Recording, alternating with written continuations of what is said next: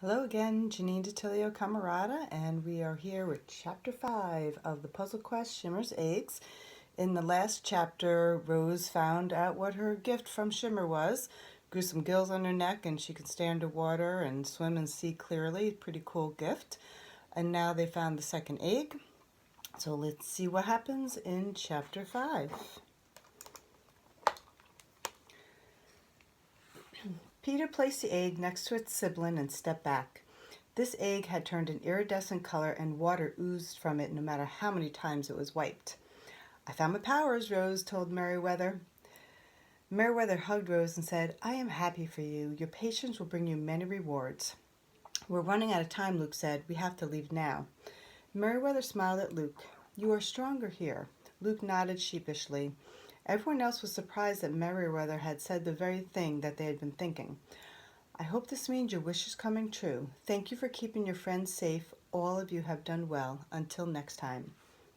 The friends walked over to the puzzle, and there was a picture of the turtle cave at their pool. They touched it, and with a flash were gone. They fell onto the concrete floor with their legs and arms sprawled over one another in the tight space. Luke removed the puzzle piece, and it no longer shimmered with magic. Rose let out a sigh. Her brother patted her shoulder. She looked at him in surprise, and he just shrugged. "Let's swim," Peter said. They jumped into the warm pool water and swam as if chased by slimy snakes. Rose and Peter were in their school gym during summer camp. Peter juggled his soccer ball from his knee to his foot, to his other foot, and back to his knee. Then with a flick, he kicked it in the air and watched it swoosh through the basketball net. Peter loved soccer and practiced any chance he could. Rose shot her basketball right through the hoop. Rose liked basketball and swimming, but she was only playing recreational basketball right now while she was on the swim team. When they stopped for a drink of water, Peter said, "I have a new lullaby for the eggs," and hummed a few notes. Billy Bryce picked that time to lumber toward them and smacked Peter on the back of the head. He laughed. "Are you singing lullabies to your little girlfriend?" he taunted. Peter's ears turned bright red. "She's not my girlfriend." "Oh, but you're singing baby songs to her." Peter didn't like being singled out by anyone. He felt the other kids staring at him. He wanted to find the anger like the Hulk, but only felt embarrassment. "Ignore that big bully," Rose said, pulling her best friend away. Usually Billy let it go, but not today when he had them all to himself. He was still mad about the town pool. He stepped in front of them, blocking the way. "Who you calling a bully, fish face?" Rose's hands flew to the side of her neck, and Peter checked to see if her gills somehow popped out. Her neck was normal. They both burst out laughing. "What's so funny?" Billy bellowed, not liking how this was playing out. "Yeah, what's so funny?" Luke asked, walking up behind Billy as he performed a forward pass trick on his yo-yo. Billy turned and glared at Luke, but his eyes widened with a hint of fear as the yo-yo swung inches from his face. Luke met Billy's stare with a lopsided grin. "Hey, Billy, are you sharing a joke with my little brother and his friend? I'd love to hear it." "No, yeah, but I was just leaving," he shoved past Luke. "See ya," Luke said. "Thanks, Luke," Rose said. Peter mumbled a less heartfelt thanks to his brother and sulked off to the cafeteria. He should have been happy that Luke was able to go to camp. Peter missed Luke's slumped shoulders and frowned as he massaged his arm where Billy bumped into him. Rose sat down next to Peter and said, "You did great back there. You can't let Billy get to you." Peter shrugged. "I wish I could say what I want like Luke does. He doesn't care what anyone thinks." "It'll happen, like Merryweather said to me. You have to be patient." "I guess." Peter looked around to make sure no one could overhear them. "How are we supposed to get back to Shimmer and Merryweather?" Rose picked out her peanut butter and jelly sandwich. "How about if you and Luke sleep over after karate tonight?" Peter cheered up. Billy could tease him all he wanted, but Peter was the one on the amazing quest. "Okay, I'll check with my mom, but I know she'll say yes." That night was Peter and Rose's blue belt test. Rose's kicks were quick and exploded with power. Peter hit the heavy bag and imagined Billy's face.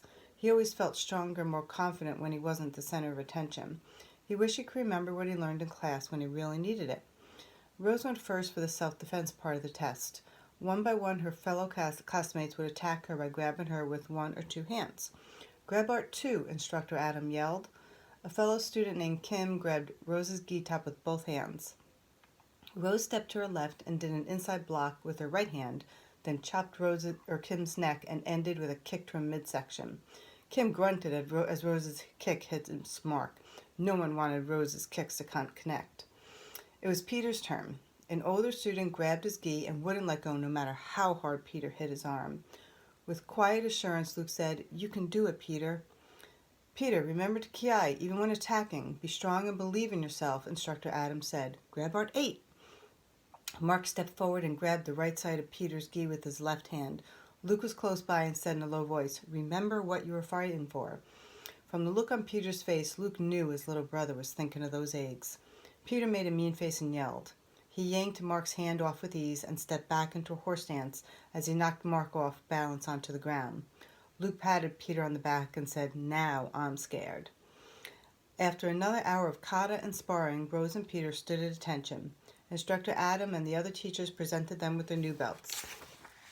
The hardest part of the test was holding the belts out straight until everyone else received their own.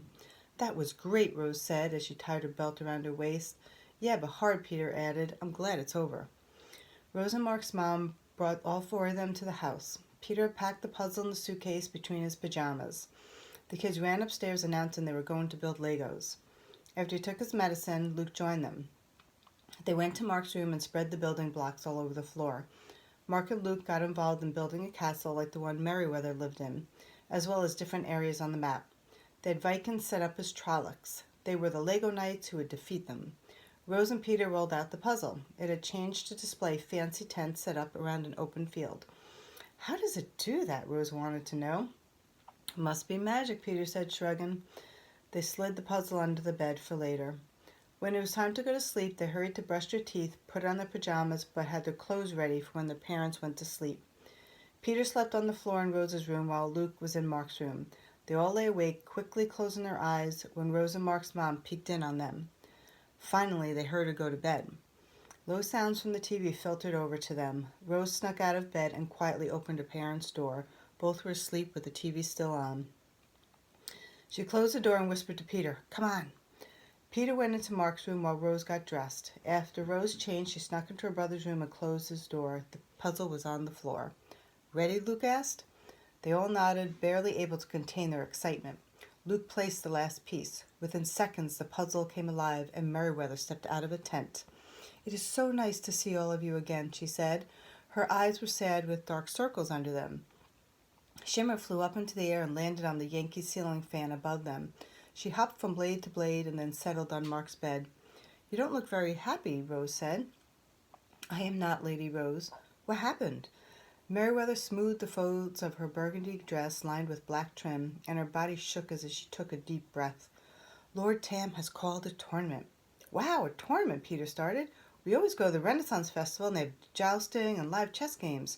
"Shh, Peter, this is serious," Luke said, feeling a headache form in the base of his skull. The medicine he had that day always caused it. He took a sip of the caffeinated soda that helped with the headaches. "I am being serious," Peter retorted as he stuck his tongue out at his brother, not caring at the moment that his mom had told him to be extra nice to his brother and keep an eye on him. Mark glared at Peter as he had been told the same thing and asked, "What does this mean for the eggs we still need to find?" "The tournament will include sword fighting, wrestling, apple throwing, and wheelbarrow racing. It is a combination of bravery, physical prowess, and accuracy." "Okay, but what does this have to do with Shimmer's eggs?" Luke repeated Mark's question. Merryweather sobbed, all traces of the princess gone. "I am the prize. Lord Tam believes he can win since my kingdom has so few knights, and if he does win, then the search for the eggs will be over." They gasped. "He doesn't have the right to tell you what to do or make you the prize. Why doesn't anyone stop him?" Rose asked in a rising voice with fists clenched. "All right, let's keep quiet so we don't wake Mom and Dad. When is this tournament?" Mark asked. "Today," Merryweather said, "but it is no use. These warriors are experienced and have trained their whole lives to compete in every event. Everyone is afraid and will only come so it looks like there is a competition." "We have tricks up our sleeves, don't we?" Luke asked, peering at his team. They looked doubtful. Luke petted Shimmer's back and pretended to pull a quarter from her scales. He showed his most enthusiastic smile. "Well, don't we? I've been fencing for a long time and protected myself against those Trollocs. Mark, you've been on the wrestling team for 2 years, and combined with karate, your techniques have to be better. Peter's been playing baseball since he was 4 and can hit any target. Rose is light and has a strong upper body from swimming. She can be the wheelbarrow and one of us will hold her legs. We can do this." Peter saw the desperation in his brother's eyes and noticed how frail his brother had become. Of course they would do whatever was needed to get his brother's wish granted. Did they really have a choice?